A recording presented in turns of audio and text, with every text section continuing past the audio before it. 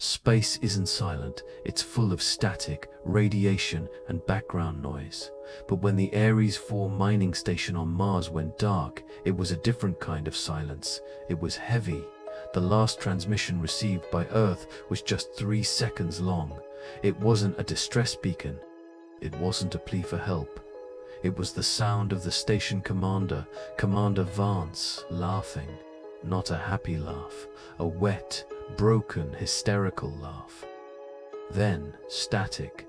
"I am Captain Elias, leader of the retrieval team. We are entering the orbit now. We expect to find a technical failure." We are wrong. The planet looked angry. A global dust storm had swallowed Mars, turning the surface into a churning ocean of red sand. Our ship, the Icarus, shook violently as we breached the atmosphere. "Visibility is near zero," Pilot Sarah reported, her hands fighting the yoke. "Sensors are picking up the station beacon, but it's weak." Below us, the Ares 4 station emerged from the dust like a skeleton half buried in the sand. No exterior lights were on, no movement. It looked like a tombstone sitting in hell. We landed 2 clicks out and drove the rover to the main entrance. The wind was howling at 100 miles per hour. The main airlock was sealed tight. The electronic keypad was dead. "Manual override," I ordered. Kinetic, our heavy weapons specialist, used a laser cutter to slice through the lock. The metal hissed and glowed orange. With a heavy clang, the outer door slid open. We stepped into the decompression chamber. The silence inside was instant. The wind stopped. But the feeling of being watched started. We expected bodies. We expected blast marks. We expected chaos. We found nothing. The interior of Ares 4 was pristine. The air was breathable. The temperature was a comfortable 20 degrees Celsius. In the mess hall, a cup of coffee sat on a table, still warm. A datapad was left on a chair, as if someone had just stood up to go to the bathroom. "Where is everyone?" Sarah whispered, gripping her rifle. There were 50 people on this station, and they had vanished in the middle of lunch. "We split up to check the crew quarters. I went with Kinetic." The station was running on backup power, so the lights hummed and flickered. As we walked down Sector B, I saw something. "Hold up," I said. Kinetic stopped. On the wall to our left, our shadows were cast clearly, but for a split second, I saw a third shadow. It was tall, thin, and it was standing right behind Kinetic's shadow. I blinked, and it was gone. "What is it, Cap?" Kinetic asked. "Nothing," I lied. "Just the lights acting up," but my heart rate monitor spiked. I found a personal datapad in bunk 402. It belonged to a geologist named Wren. I played the last entry, dated 3 days ago. Wren looked terrible, pale, sweating, eyes darting around the room. He was whispering. "It's not in the air," Wren said to the camera. "We checked the filters. It's not a virus. It's the dark. When you turn off the lights, they move closer. Don't sleep. Whatever you do, don't sleep. If you dream, they get in." The video ended with the sound of the door lock clicking open behind him. We were heading to the command center when the hum of the ventilation stopped. The lights flickered once, twice, and then died. Total darkness. "Check your suit integrity," I ordered, switching on my shoulder-mounted tactical light. The beams cut through the gloom, revealing a corridor that suddenly looked much longer than before. "Reactor is offline," Sarah reported, her voice shaking slightly. "But that's impossible. The core has a 50-year lifespan." It wasn't a malfunction. Someone or something had pulled the plug. The warning from the log echoed in my head. It's the dark. We moved in a diamond formation. Kinetic took the rear. Every few seconds he would spin around, aiming his rifle at nothing. "Stop moving!" Kinetic hissed. We froze. "I saw it again." "Saw what?" Something tall! Running along the ceiling pipes. I shone my light up. Nothing but cables and ductwork. But the air felt colder now. My suit's thermal sensors dropped by 5 degrees. It wasn't just the life support failing, the heat was being sucked out of the room. We weren't alone in the dark. We passed the medical bay observation window. The glass was dark and reflective. As Sarah walked past it, I happened to look at her reflection. Sarah had turned her head to check the left corridor, but her reflection didn't turn. The Sarah in the glass was still staring straight at me. For a split second it smiled, a smile that was too wide, stretching the skin. I blinked, and the reflection corrected itself. I didn't say anything. I couldn't. If I acknowledged it, it might become real. We reached Sector C. The hallway narrowed.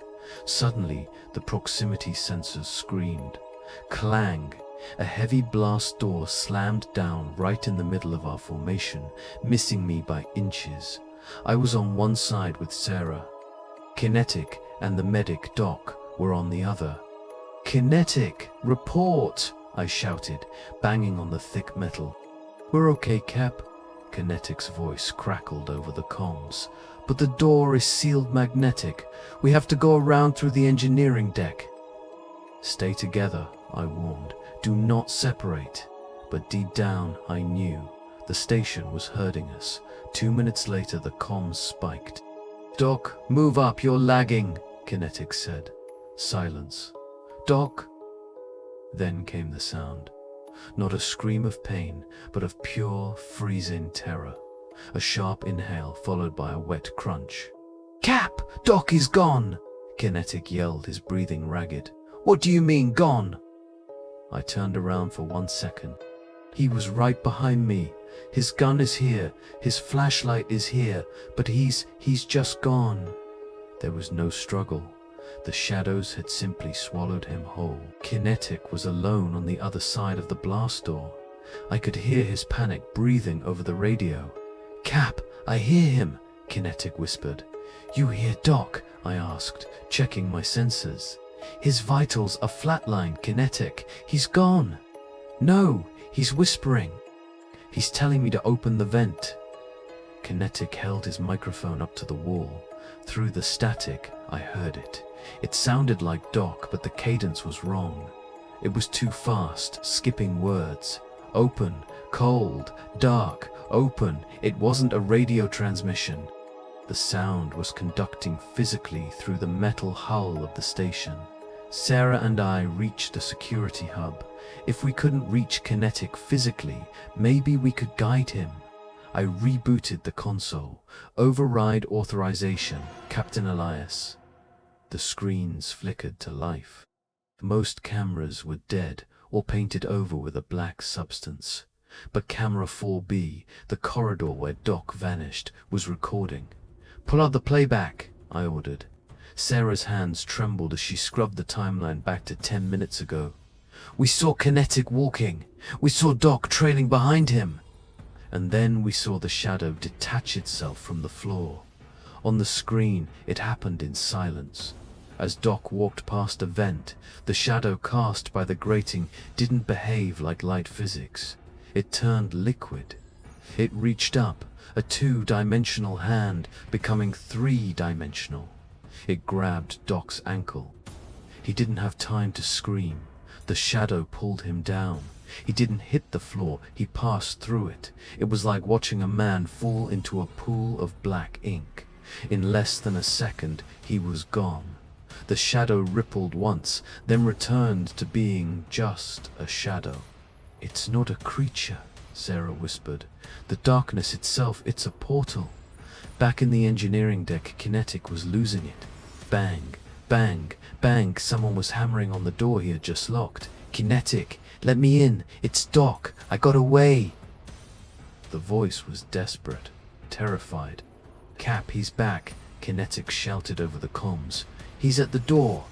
"Do not open that door," I screamed. "We just watched him die, Kinetic. That is not Doc."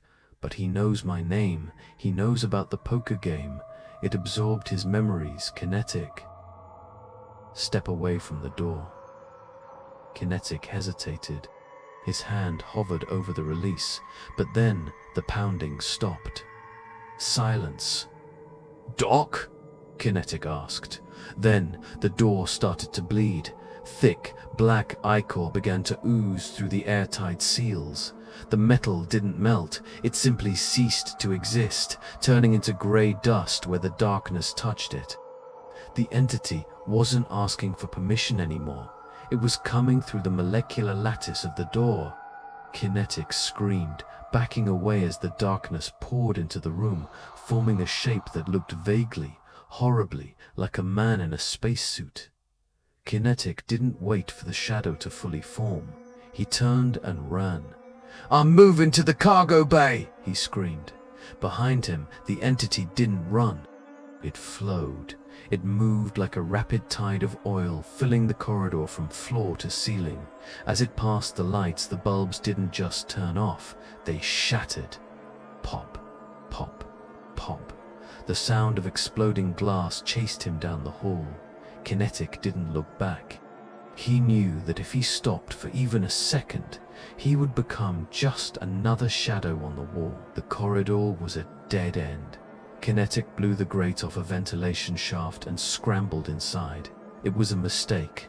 The shafts were tight, barely wide enough for his shoulders. He crawled on his elbows, dragging his heavy suit. The sound of his own breathing was deafening. Scrape, scrape. Then he heard it. The sound of something soft sliding against the metal behind him. It was in the vents with him, and unlike him, it didn't have bones. It could fit anywhere. While Kinetic fought for his life, Sarah and I reached the station's heart, the reactor core. We expected a fusion malfunction. We found a hole in the universe. The containment field was active, but inside there was no plasma. There was a sphere of absolute blackness hovering in mid-air. It wasn't just dark, it was an absence of reality. Light bent around it. "The readings are off the charts," Sarah whispered, checking her scanner. "It's emitting zero heat, but massive gravitational waves. They didn't build this station to mine ore, Cap. They built it to contain that." I accessed the commander's logs on the main console. The truth was worse than we thought. 6 months ago, the miners found a black monolith buried 5 kilometers deep in the Martian crust. They brought it up. They thought it was a power source. They hooked it into the station's grid. But it wasn't a battery. It was a door. "Subject 001 acts as a bridge," the log read. "It converts matter into shadow. It feeds on consciousness." We were standing next to an open doorway to a dimension of pure darkness, and we had just rung the dinner bell. "Cap, look at the walls!" Sarah's voice trembled. I turned my light. The walls of the reactor room weren't smooth metal anymore. They were textured. I stepped closer. The texture was faces, hundreds of them. The missing crew of Ares 4. They hadn't vanished. They had been pulled into the darkness and fused into the structure of the station itself. They were trapped in the walls, their mouths open in silent, eternal screams. They were the insulation for the gate. And then, one of the eyes on the wall blinked. I backed away from the wall, raising my rifle. "They're dead, Sarah. They have to be."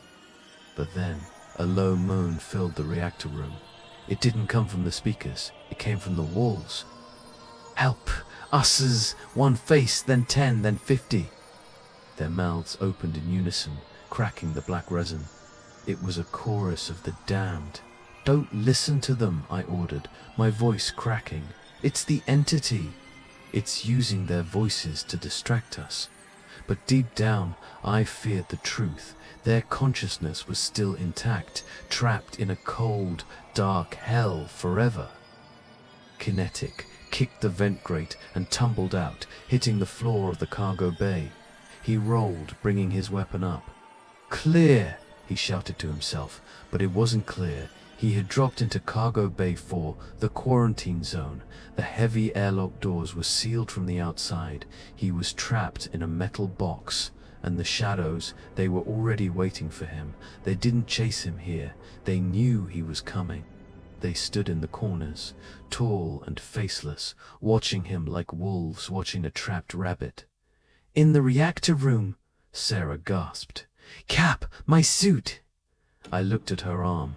She had brushed against the wall earlier. Where she touched it, the white fabric of her suit was turning black. It wasn't dirt.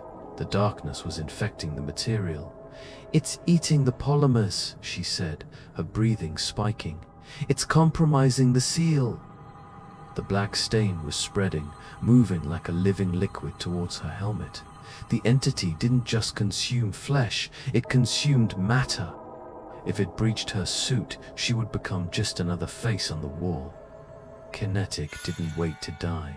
He opened fire. R.A.T. Tat! Tat! Tat! The sound of his heavy pulse rifle was deafening in the confined space. He emptied the magazine into the advancing shapes. But you can't kill a shadow with lead. The bullets passed straight through them, sparking harmlessly against the bulkheads. The shadows didn't flinch. They just drifted closer, absorbing the light from his muzzle flashes. "It's not working, Cap!" Kinetic screamed. "They aren't physical. I'm going to use the grenades." "Kinetic, no. You'll breach the hull," I yelled. But it was too late. I heard the crack of his visor breaking over the comms. "They're inside! My helmet!" Kinetic choked, his voice gurgling. "It's so cold!" Then, the sound of a pin being pulled. "See you on the other side, Cap." Boom. The explosion rocked the station. The comms line went dead. Kinetic had vaporized the cargo bay to stop them. But as the dust settled, I looked at the monitor. The shadows in Sector C weren't gone. They were just reforming. The explosion didn't just kill Kinetic, it cracked the station's spine. Warning! Atmosphere loss detected. The artificial gravity held, but the air didn't. A hurricane wind swept through the corridors as the station vented its oxygen into the Martian void. "Seal off Sector C!" I screamed, grabbing a handrail to stop from being sucked away. Sarah punched the emergency bulkhead controls. The heavy blast doors groaned and slammed shut, cutting off the wind. We were safe from the vacuum, but we had just lost 30% of our air reserve.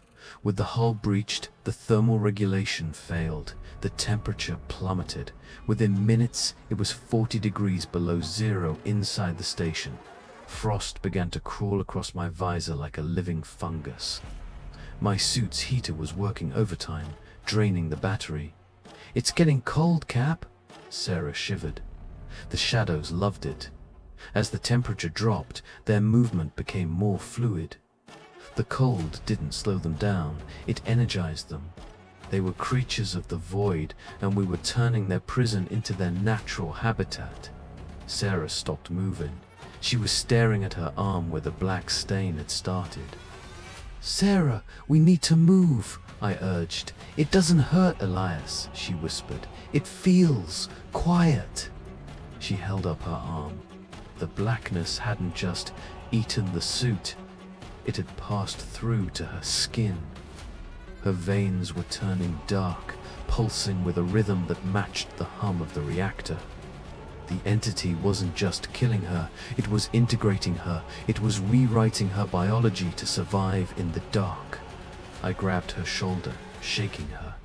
"Stay with me, Sarah! That's not you thinking!" The CO2 scrubbers were offline. The oxygen levels dropped below 15%. My head started to swim.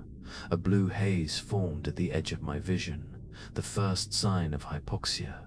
My thoughts became sluggish. The corridor in front of me seemed to stretch out like a rubber band, becoming miles long. "Just a little further," I slurred. I knew I had to get us to the shuttle, but I couldn't remember why. Was I rescuing someone, or was I escaping? The logic centers of my brain were shutting down, leaving only the primal fear center wide open. I turned to help Sarah, but when I looked at her, I didn't see Sarah. I saw Kinetic. He was standing there, his helmet shattered, his face a ruin of frozen blood and bone. "You left me, Cap," the hallucination rasped. "You let me burn." I stumbled back, raising my rifle. "Get back! You're dead!" "Elias, it's me!" Sarah screamed, grabbing my gun barrel. Her face flickered back to normal, then back to kinetic.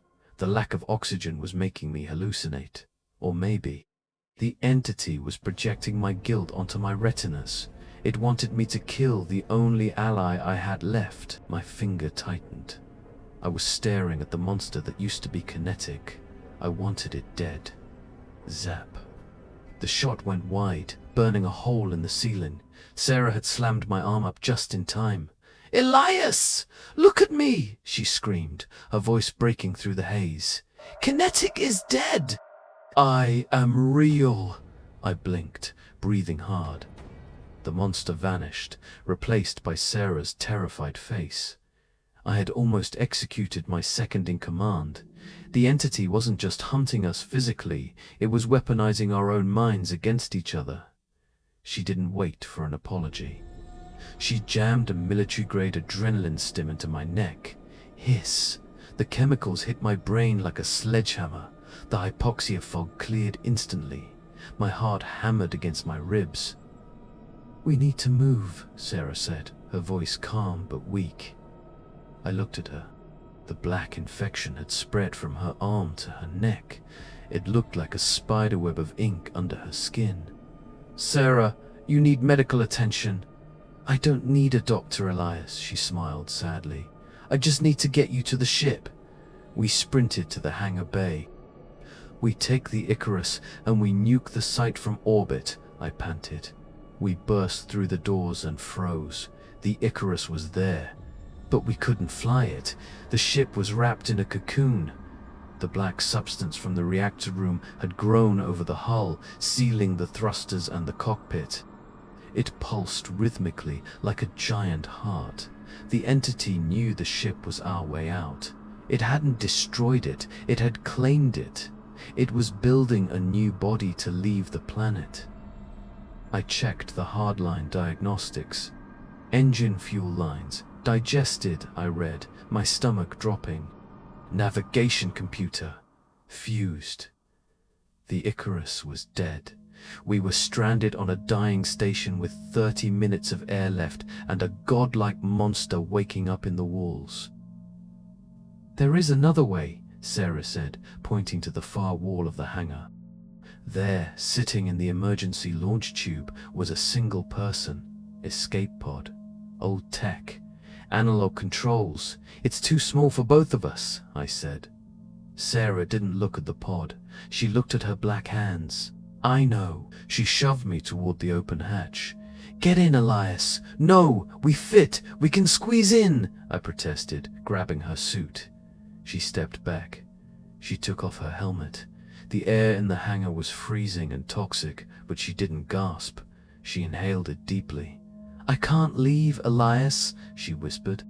Her eyes were solid black pools. Black tears ran down her cheeks. "If I go to Earth, I'd bring it with me. I am the carrier now." She hit the door control. "Tell them to never come back." The pod door slammed shut between us.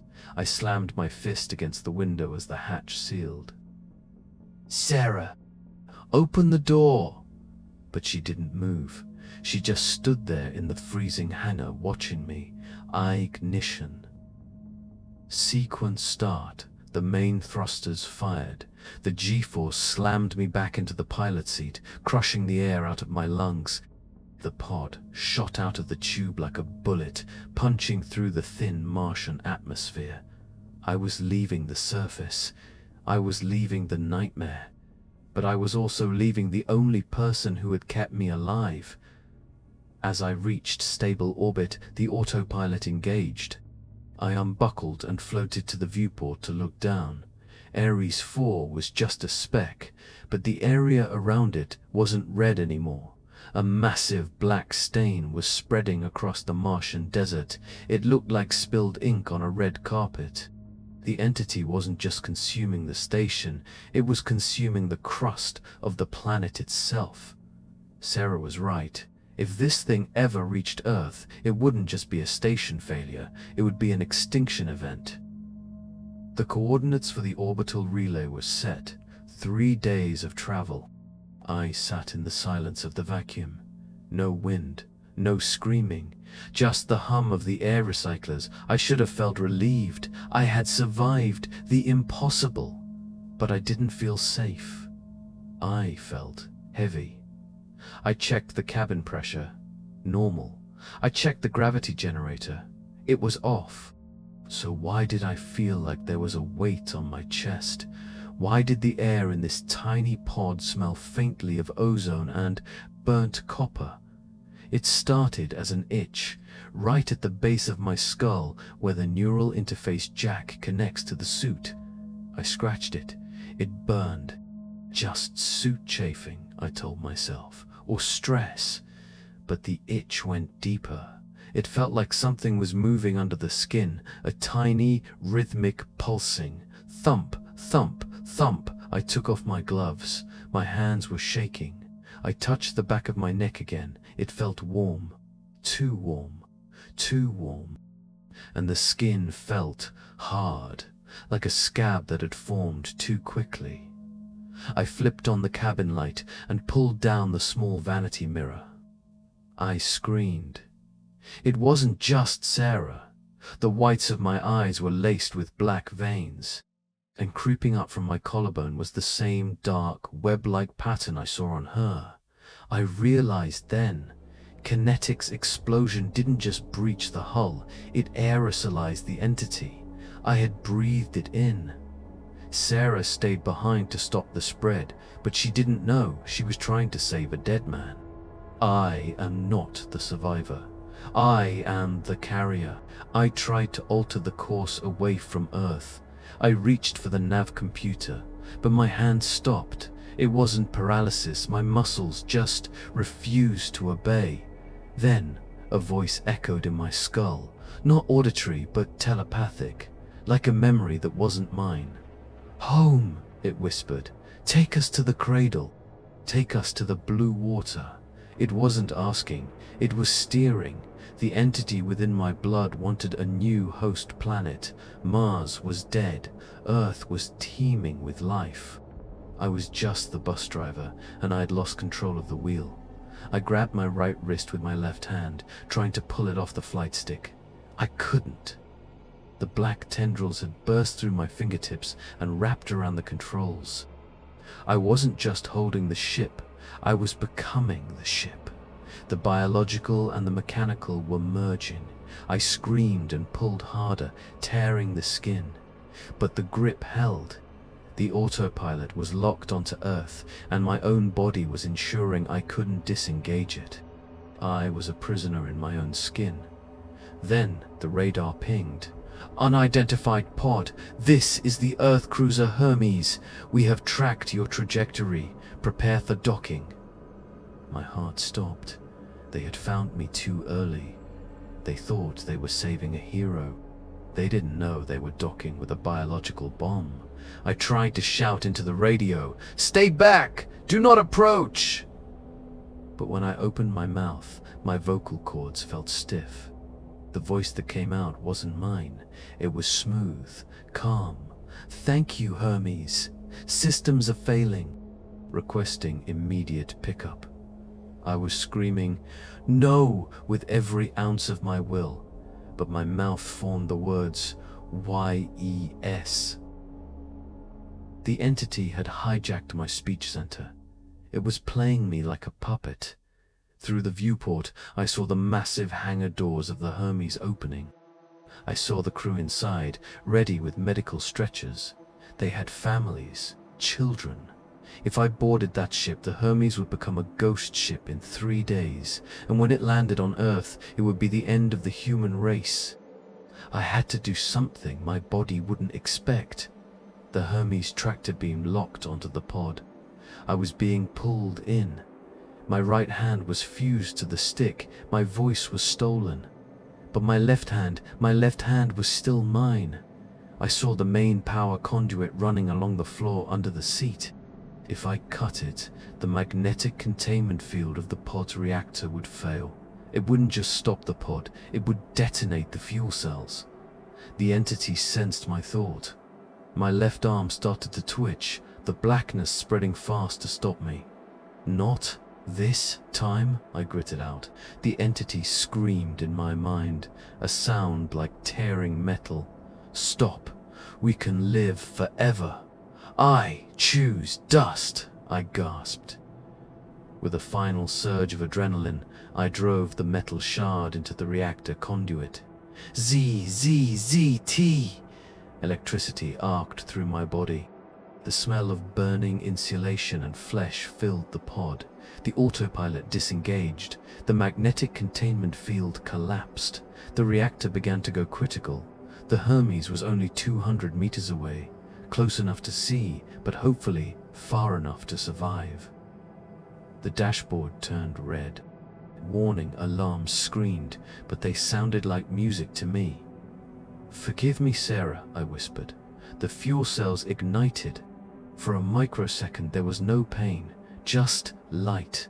White, blinding, purifying light.